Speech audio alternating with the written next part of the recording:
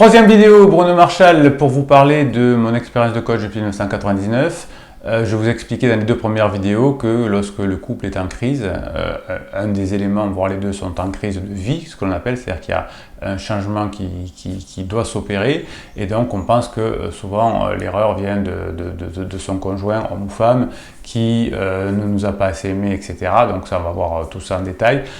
Et donc en période de crise, on va avoir plusieurs choix qui vont s'offrir à nous, nous séparer, revenir ensemble, prendre un amant, vivre avec son amant, vivre seul, enfin, etc. Et donc, inconsciemment, on va faire un calcul mathématique dans sa tête. Et chaque fois qu'on va avoir une action dans un domaine, d'un autre, qui va marquer des points, on va le retenir. Et quand il va y avoir des actions qui vont mettre des points négatifs aussi, donc chaque fois que l'amant va faire une erreur ou la maîtresse va faire une erreur, eh bien ça va marquer un point négatif dans sa relation. Et lorsque vous allez faire quelque chose de constructif, ce qu'on va voir dans cet ensemble de vidéos, vous allez marquer des points positifs. Alors qu'est-ce qui fait que dans un couple ça fonctionne bien et quand on est en crise ça ne fonctionne pas? C'est l'ouverture d'esprit. Alors l'ouverture d'esprit, la difficulté c'est que lorsque votre conjoint est en crise, il va être un peu perdu, ou complètement perdu d'ailleurs dans les cas, et donc il n'a plus de limites, et il n'a plus véritablement de valeur. Il essaye de s'en sortir comme il peut, il ne sait pas où il va, il est en période de crise, il est en période de changement, il est perdu. Et souvent, le conjoint, mes clients, quand ils m'appellent, ont fait l'erreur, parce qu'ils ont été mal accompagnés, ou ils n'ont pas été accompagnés du tout, d'être au contraire dans une ouverture d'esprit limitée, c'est-à-dire qu'ils vont s'arc-bouter sur des valeurs, des vertus essentielles, cardinales, comme on dit, la fidélité, etc. Et on va reprocher à l'autre de ne pas être dans ces valeurs, cardinal, l'honnêteté par exemple, et donc l'autre qui est complètement perdu dans ses émotions, bien évidemment va se sentir jugé, etc., et va avoir des points négatifs. Donc dans un couple, plus vous allez avoir une ouverture d'esprit, plus ça va être bon pour le couple, plus vous allez marquer de points positifs. Effectivement, c'est très dur en période de crise de votre conjoint, puisqu'en période de crise, vous retrouvez vous-même comme un petit enfant, quand l'autre vous respecte plus, vous aime plus, etc.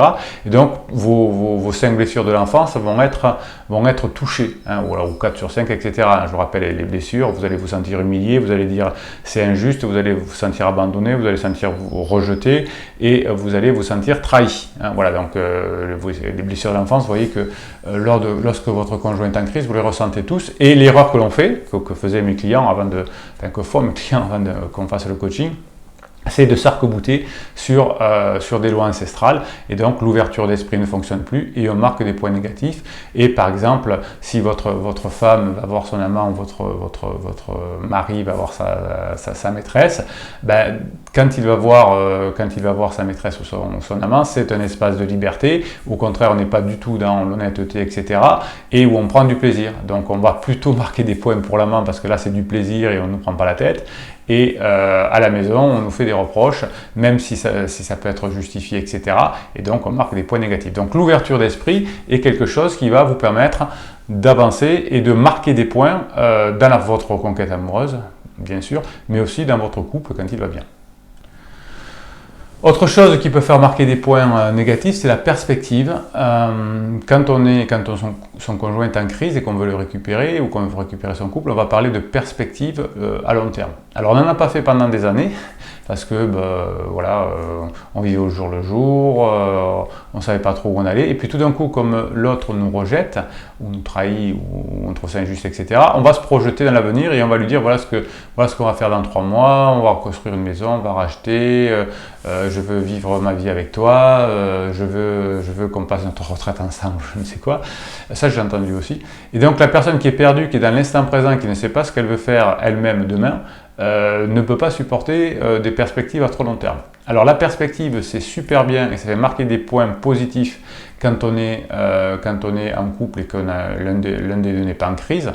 D'ailleurs, c'est ce qui va peut-être aussi entraîner des conflits, parce qu'on n'a pas de perspective. Mais en revanche, quand l'autre est en crise, pas de perspective, parce que plus vous allez mettre de perspective, moins ça va fonctionner. Hein. Dans la crise d'adolescence, on ne sait pas où on en est au jour le jour, donc on va pas pouvoir dire à son ado, par exemple, eh bien, tu verras, quand tu auras 30 ans, tu me remercieras ou autre. Il ne peut pas entendre ça, enfin, ça c'est pas dans son fonctionnement. Et dans la crise de la quarantaine, de la trentaine, de la cinquantaine, c'est exactement la même chose. Donc plus on a de perspective, moins ça fonctionne. Il faut toujours effectivement prévoir, alors là c'est pas antinomique, mais c'est pour bien comprendre, faire des actions qui vont vous apporter peut-être plus tard du bien-être, mais pas à court terme. Par exemple, si vous avez envie de sexe avec votre conjoint qui est en crise, qu'est-ce qui va se passer? Eh bien, vous allez le saouler, comme il dit, le conjoint, la conjointe va dire, elle me harcèle, ou il me harcèle, ou il me met la pression. Tout ça, je l'entends fréquemment dans les coachings. Donc, parce que vous allez demander quelque chose à court terme, ça va donner l'impression d'une pression, et donc vous allez marquer des points négatifs. Donc au contraire, si vous dites, bon, je me la mets derrière l'oreille, comme on dit, c'est-à-dire que je ne mets pas de pression pour le sexe ou pour autre chose, parce que je sais que c'est bon pour l'avenir, et que je suis compréhensif, et que j'ai l'ouverture d'esprit, etc., eh bien, vous allez remarquer des points positifs, et à la fois dans le court terme, parce que vous ne mettez pas de pression, et pour le long terme, parce que la personne se rappellera que vous n'avez pas mis la pression il y a quelques temps. Donc vous voyez que dans une période de crise, on va toujours construire comme s'il y avait un futur possible, un nouveau couple, mais pas pour se faire plaisir, pas pour se rassurer, pas pour penser ses blessures, ces blessures de l'enfance à court terme.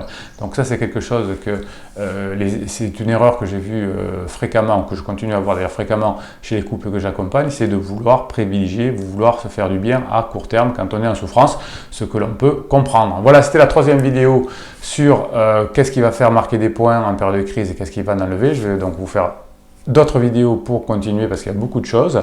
Si vous êtes généreux, mettez un pouce en l'air, non pas pour me faire plaisir, mais pour que d'autres personnes aient accès à cette vidéo, que YouTube la propose. Faites-vous plaisir aussi à vous, vous abonnez à cette chaîne parce qu'il y a des posts qui sont réservés aux abonnés presque quotidiennement, et mettez un commentaire. On est une chaîne qui partage, qui échange, qui est constructive et qui est positive.